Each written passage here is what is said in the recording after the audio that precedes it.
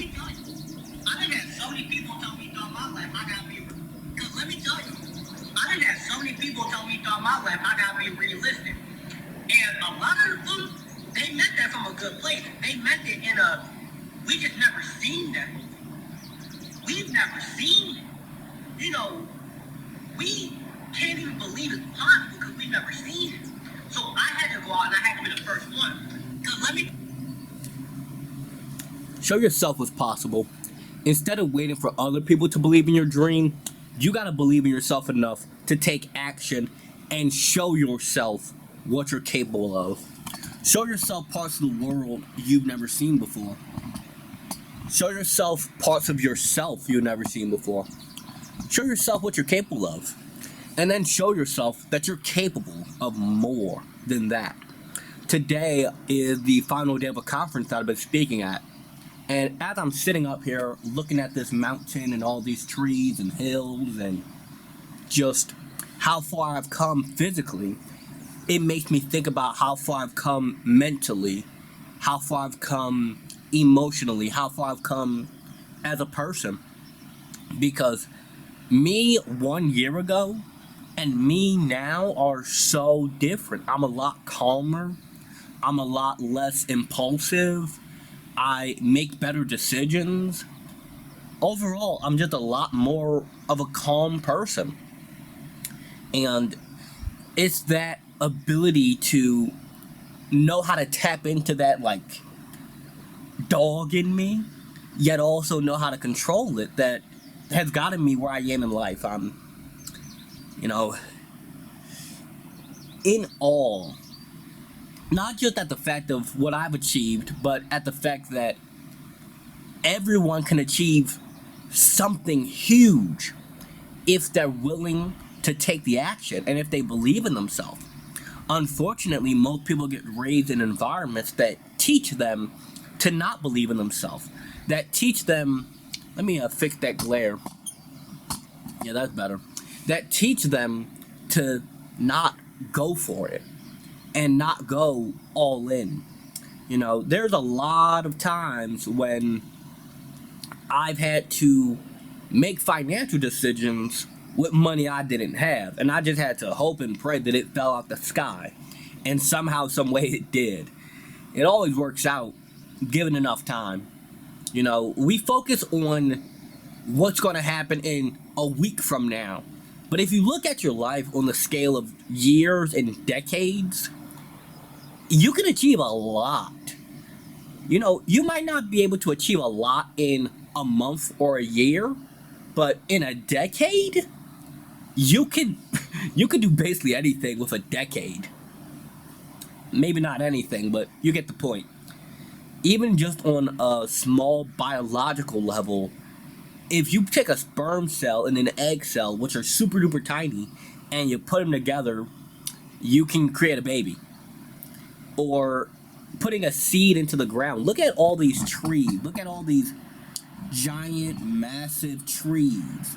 All of those were just acorns that were like this big. Maybe not acorns specifically, but they were seeds that were small, just little seeds that eventually became all of those trees, or animals, or just life. There's so much that we're capable of. But we keep ourselves in these little boxes. We box ourselves into who I've always been, and thinking that because you were unpopular in high school, that you can't become the cool guy at an older age in life. Or then you have other people who they peak in high school and they're like, that's the best. Like, that's the best part of my life. And then you have people who think that your teens and 20s are the best years of your life. And I mean, all of these people, I'm not saying anybody's wrong. I'm simply saying, I don't agree with that. I don't agree that your teens and 20s are the best years of your life. And I mean, I'm only 20, so I don't have lived experience yet. But what I can say is that your teens and 20s are probably the time in your life when you have the least money, the least knowledge, the least resources, and the least life experience. So wouldn't it make more sense to, like, your 40s and 50s should be the best years of your life because, you probably raised some kids, you've maybe traveled to a country or two, you have enough money to actually do stuff, and you're able to, you have like networking connections and stuff, like you know people, you've had experiences in life, you might have been married and went through a divorce or something, so you can reflect on what that's like. And I mean, that probably sucks, like the divorce sucks, but the just experience of having lived something. Now, most of the people who watch my content, I looked at my analytics. It's mainly people who are like 25 to 30. Like, that's mostly who is watching this, even though I make it for teens and young adults. So, regardless of how old you are watching this, you don't need a ton of money to live. You don't need a ton of money to go book an Airbnb in a different city and spend like 3 days there. You don't need a ton of money to go fishing or to go bowling or to, I don't know, get lost in the woods. That's the kind of stuff I like doing. I like getting lost in the woods. Most people, they like partying. And nothing's wrong with that. Do what you find fun. Do what you enjoy. But the core message is do what you enjoy. You don't have to, enjoy what everyone else enjoys. Oh my gosh, I just realized that my mic hadn't even been on. The audio probably sounds crazy on this, but we're gonna bear with it. Do what you enjoy. You don't have to enjoy what everyone else does. You don't have to be like everyone else. You just gotta be you. And being you will take you places that you haven't even thought of. Being yourself will take you places that you haven't even thought of. As you can see right here, I am out in the middle of nowhere, Tannersville, PA. I've been speaking at a conference for a few days lately, and what I've been reflecting on a lot is how far I've come. Physically, mentally, spiritually, emotionally, let me fix this camera. Just overall how far I've come as a person. And the biggest thing for me has been I was willing to do the work on the day when it sucked. I was willing to do the work when nobody was watching the videos. I was willing to do the work when I wasn't getting the response on my emails. I was willing to do the work when I didn't have the best equipment. I was willing to do the work when all I had was this here iPhone. I was willing to do the work. And the work is inevitable. It's inevitable that you're going to have to do things that suck for a period of time. Whether it is me reflecting on when I worked at McDonald's, it sucked. Whether it was me working that door-to-door sales job and I had to be outside in 100-degree weather, knocking on strangers' doors, getting cops called on me, dogs trying to bite me, it sucked. But you have to go to the part where it sucks to get to the part where it's amazing. And everyone is looking for some sort of magic cheat code, the shortcut, the how can I do it in 30 days? Well, the shortcut is do it. The shortcut is do the work. The shortcut is figure it out. The shortcut is do the work when you don't want to do the work so that you can get to the part that you want. Nobody wants to lift weights. They want muscles. Nobody wants to run on a treadmill. They want to lose weight. Nobody wants to file their taxes. They want their income tax return. You get the point I'm making? Nobody wants to do the part that sucks. Well, not nobody. There's some people who do. Like, there are some people who, and you get to this point over time, you learn to love the work. Not the trophy, not what the work gives you, not the feeling of accomplishment. No, you learn to love the work. It's like you learn to love swinging the axe and chopping the tree. You learn to love picking up the heavy weight and putting it down. You learn to love clocking in and clocking out. But you never clock out. You're always clocked in. You learn to love doing the thing, not what the thing gives you. And that's how you start showing up regardless of the result. Because you're not in love with the result. You're in love with the process. And that's so cliche, but it's true. You will never outwork somebody who loves working.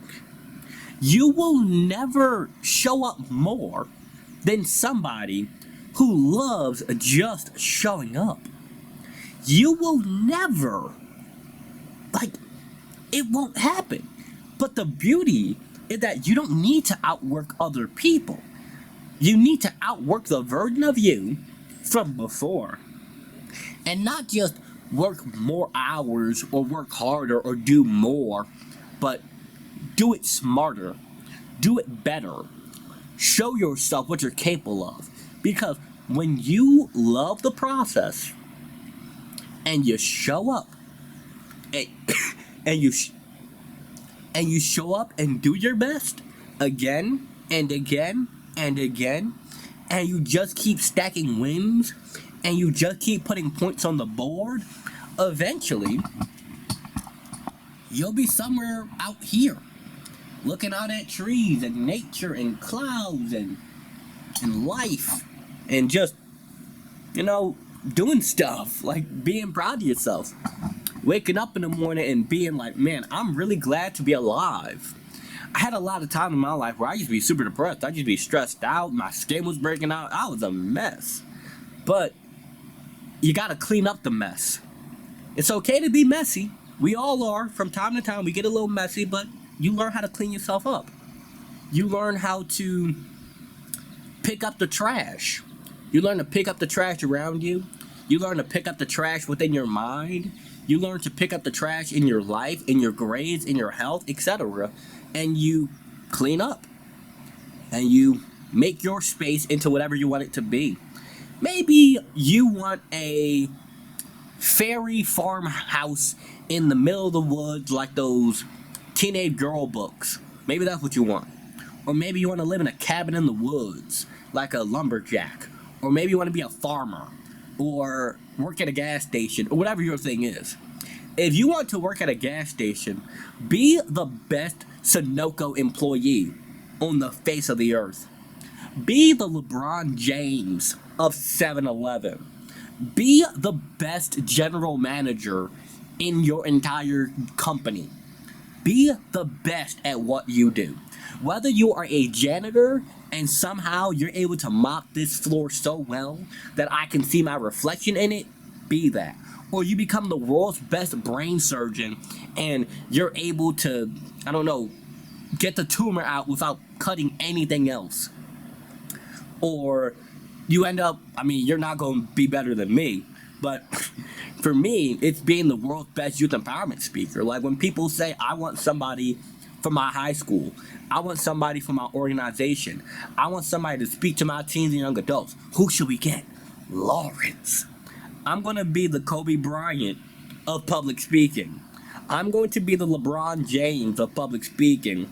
I'm going to be the Steve Jobs of public speaking. I'm going to be the best ever. There will be none like me before, and there will be none like me after. But regardless, I'm being me. I'm not trying to be anybody else. I'm not trying to be anything except what I am. Because in the wise words of Eminem, I am whatever I say I am. And if I say I am the greatest, then I am. You don't need to wait for somebody else to validate you. You don't need somebody else to say that your idea is good or that I believe in you. You got to believe in yourself. Now, obviously, this ain't business advice. Obviously, I'm not saying that you should try and make a business out of selling paper clips. That's not what I'm saying. I'm saying that you don't have to wait for somebody else to believe in you for you to believe in yourself. You don't have to wait for somebody else to say that you should go for it, for you to go for it. Just be you. Do your thing, your way, every day. Show up on the day when you don't feel like it. Show up when you're tired. Show up when it sucks. Because eventually, it won't suck anymore. And on the other side of the stuff that we don't want to do is the life that we want. With that said, hope you guys enjoyed this video. Make sure you like, comment, share, and subscribe. If you're looking for one-on-one coaching, my books, or to book me as a speaker for your school or organization, all links in the description. Have a good one.